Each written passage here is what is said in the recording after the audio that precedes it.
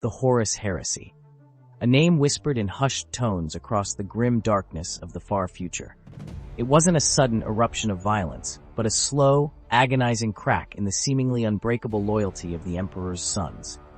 Imagine the weight of expectation, the crushing burden of command, leading legions of superhuman warriors, all while carrying the immense pressure of your father's gaze. Horus, the War Master, felt it all. He was the Emperor's favorite, the champion, the one chosen to lead the Great Crusade, uniting a galaxy fractured by endless war. He believed in the Emperor's vision, truly believed in forging a new golden age for humanity. But the seeds of doubt, planted subtly, began to sprout in the fertile ground of his ambition and exhaustion. The Isstvan campaign, a brutal victory, stained with the blood of Horus's own brothers. He'd faced down unimaginable odds, pushed his legions to the brink of exhaustion, all in service of the Emperor. But the whispers began to reach a fever pitch. Doubts sown by the insidious influence of chaos, a voice promising power beyond comprehension, a power that promised an end to his burdens. The Emperor, distant and seemingly uncaring, demanded more, always more. The war had taken everything: loyalty, patience, trust. Victory came at a terrible cost. The loyalty he expected seemed a hollow echo in the face of the devastation, and the whispers, once subtle, now roared in his ears. Erebus, the insidious voice in the shadows, the master manipulator, weaving a web of deceit and half-truths. He played upon Horus's wariness, his sense of betrayal by the Emperor's perceived coldness, exploiting his deepest insecurities. He painted a picture of a manipulative, distant father figure who didn't truly care for his sons, only their service.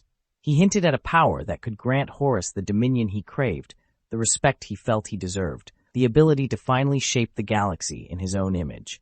It was a seductive whisper, a promise of power that masked a horrifying truth. The decision to betray the Emperor wasn't a sudden act of villainy, but a gradual erosion of faith and loyalty. He convinced himself he was acting for the greater good, for humanity's ultimate survival, but in his heart, he knew he was surrendering to his ambition. The weight of his decision pressed down on him. The crushing guilt of betraying his brothers, the fear of facing the wrath of the Emperor, and the gnawing uncertainty of the path he was choosing. The massacre on Isstvan III, a horrific betrayal, a testament to the insidious nature of Chaos's influence. The sight of his loyal brothers, his friends, slaughtered by the very legions he commanded. This act irrevocably shattered the last vestiges of his loyalty to the Emperor. The horror of the moment consumed him. The act irrevocably changed him. The bonds of brotherhood were broken, replaced by cold, calculated ruthlessness. The war raged on, fueled by Horus's bitterness and fueled by the dark promises of chaos. He painted himself as a liberator, a savior, promising his legions a world free from the Emperor's perceived tyranny. Yet the victory felt hollow, a Pyrrhic triumph stained with the blood of those he once called brothers. The war continued, driven by bitter ambition, but haunted by remorse and regret. The siege of Terra, the ultimate confrontation, a clash of titans that shook the very foundations of the Imperium.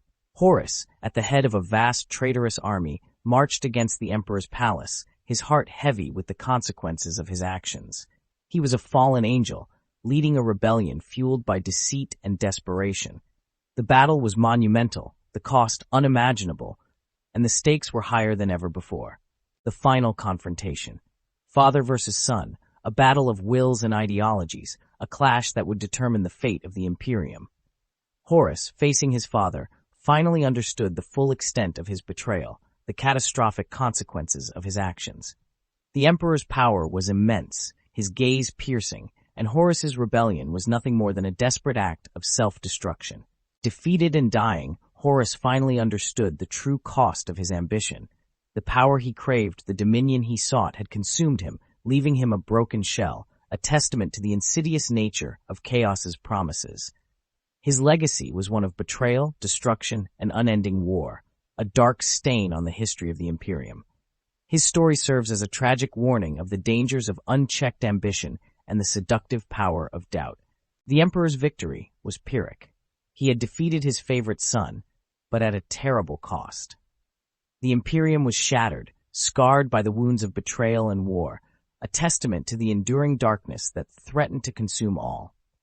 The Horus Heresy left an indelible mark on the galaxy, a reminder that even the most seemingly unshakable loyalty can be broken, and even the greatest heroes can fall prey to ambition and the whispers of darkness.